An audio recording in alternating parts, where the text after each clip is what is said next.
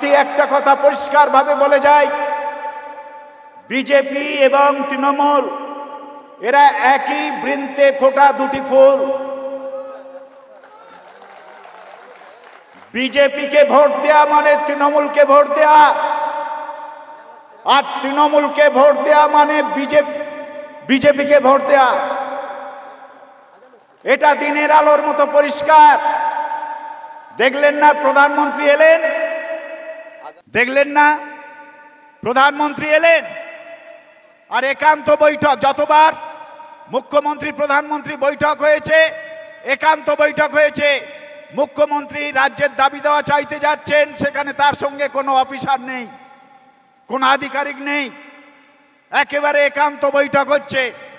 অথচ এই মুখ্যমন্ত্রী নীতি আয়োগের বৈঠক কয়েক বছর এগিয়ে চলেছেন, যেখানে রাজ্যের বরাদ্দ, যোজনা বরাদ্দ হয়। আয়ুষ্মান ভারত চালুই করেননি, এবং মোদির বিরুদ্ধে বহু কথা বলেন। আর এই একান্ত বৈঠক সেরে এসে মোদি এবং দিদি পরস্পরের বিরুদ্ধে বহু কথা বলেছেন, এগুলো নাটক। লক্ষ্মীর ভান্ডার দিয়ে তার বেতাজ বাদশারা সন্দেশখালিতে মায়েদের ইজ্জত লুটেছে। মুখ্যমন্ত্রী, একজন মহিলা মুখ্যমন্ত্রী হয়ে তিনি একথা জানতেন না? তাহলে তার এতগুলো ইন্টেলিজেন্স দপ্তর কেন আছে? আইবি থেকে শুরু করে সমস্ত কিছু দপ্তরগুলো কেন আছে, যা জনগণের ট্যাক্সের টাকায় পোষা হয়? আর এই 1,000 টাকা করে যে দেবে, এ টাকা কার টাকা? আপনার ট্যাক্সের টাকা আপনাকে দিচ্ছে, আপনার টাকা, জনগণের টাকা আপনাকে দিচ্ছে, মাসে ভিক্ষে দিচ্ছে। আর এই ভিক্ষে দিয়ে আপনাদের মাথায় মাথা পিছু 1 লক্ষ টাকা করে ঋণ চাপিয়ে দিয়েছে। আপনার পরিবারে যদি 5 জন সদস্য থাকে, তাহলে সেই 5 জন সদস্যের মাথায় 5 লক্ষ টাকা ঋণ চেপে গেছে, আর আপনাকে 1,000 টাকা ভিক্ষে দিচ্ছে। এইভাবে দিয়ে ভোট কিনে নিয়ে তারা আজ পর্যন্ত ক্ষমতা চালাচ্ছে এবং বিজেপি জুজু দেখাচ্ছে।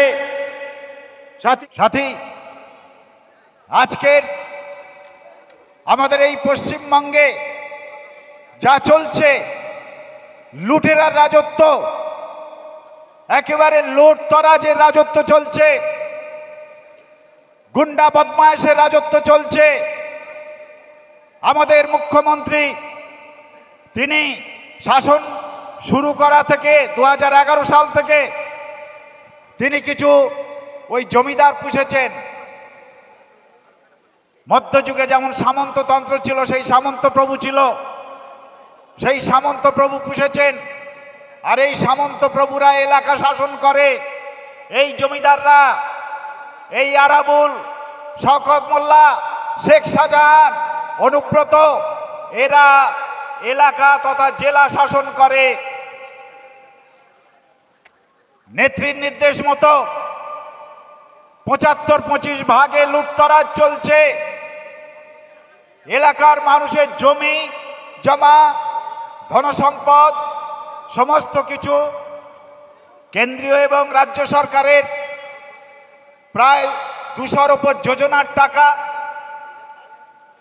সমস্ত প্রাকৃতিক বিপর্যয়ের টাকা, 100 দিনের টাকা, আবাস যোজনার টাকা থেকে শুরু করে একেবারে অবাধে লুণ্ঠন চলছে, ডাকাতি চলছে। আপনারা দেখেছেন এই যে সন্দেশখালি জ্বলছে, এদের মুখে শুনেছেন 100 দিনের কাজ করে যখন টাকা চাইতে গেছে, তখন কোদালের বাঁট দেখিয়ে দেওয়া হয়েছে। যারা একটু প্রতিবাদ করেছে তাদের মেরে একসা করে দেওয়া হয়েছে। সাথী, ভোট এসেছে, এখন কত নাটক চলছে। মুখ্যমন্ত্রী তার আদিবাসী প্রীতি দেখাচ্ছেন, এলাকায় এলাকায় গিয়ে বাচ্চাদের গাল টিপে আদর করছেন। গত 2021 সালের ভোটের আগে তিনি বলেছিলেন এই 294টা কেন্দ্রে ধরে নিন আমি প্রার্থী এবং আমাকে জিতিয়ে দিন, আমি আপনাদের বাড়ি বাসন মেজে দেব। তো এই 21 সালে জেতার পর থেকে উনি কতগুলো বাড়িতে বাসন মেজেছেন আপনারা দেখেছেন কি? তারপরে আদিবাসীদের উনি হাত ধরে নাচছেন আর ওনার জমিদাররা আদিবাসীদের জমি সব লুট করে নিচ্ছে। মায়েদের এই ভোট আসার জন্যে যে লক্ষ্মীর ভান্ডার 500 থেকে 1000 টাকা করা হয়েছে, শুধু ভোটটা নেওয়ার জন্যে 500 টাকা থেকে 1000 টাকা করা হয়েছে। মায়েরা একটু ভাববেন এবং মায়েদের ভাবাবেন, এই মাসে 1000 টাকা ভিক্ষে দিয়ে আপনার সন্তানের শিক্ষা, চিকিৎসা, কর্মসংস্থান সমস্ত কিছু ধ্বংস করা হয়েছে। আপনার সন্তানের সামনে দুটো পথ খোলা রাখা হয়েছে। এক, উনি যে মদের ঢালাও ব্যবস্থা করেছেন, পাউচ প্যাকেটে মদ সমস্ত জায়গায় পৌঁছে যাচ্ছে, এমনকি স্কুলে স্কুলেও পৌঁছে যাচ্ছে। এ অত্যন্ত লজ্জার বিষয়। নর্থ 24 পরগনা এক 7ম শ্রেণীর ছাত্রীর ব্যাগে মদের পাউচ প্যাকেট পাওয়া গেছে। শিক্ষাটা কোথায় গেছে আপনি ভাবুন। সারা জীবন শিক্ষকতা করে এ চরম লজ্জা আমার কাছে। শিক্ষা দপ্তরটাই আজকে জেলে, এর চেয়ে লজ্জার আর কি থাকতে পারে? এবং এই 500 থেকে 1000 টাকায় ভোটের মুখে ঘোষণা করেছেন। 2 বছর আগে গোয়ায় গিয়ে উনি মাসে 5000 টাকা ঘোষণা করেছিলেন লক্ষ্মীর ভান্ডার।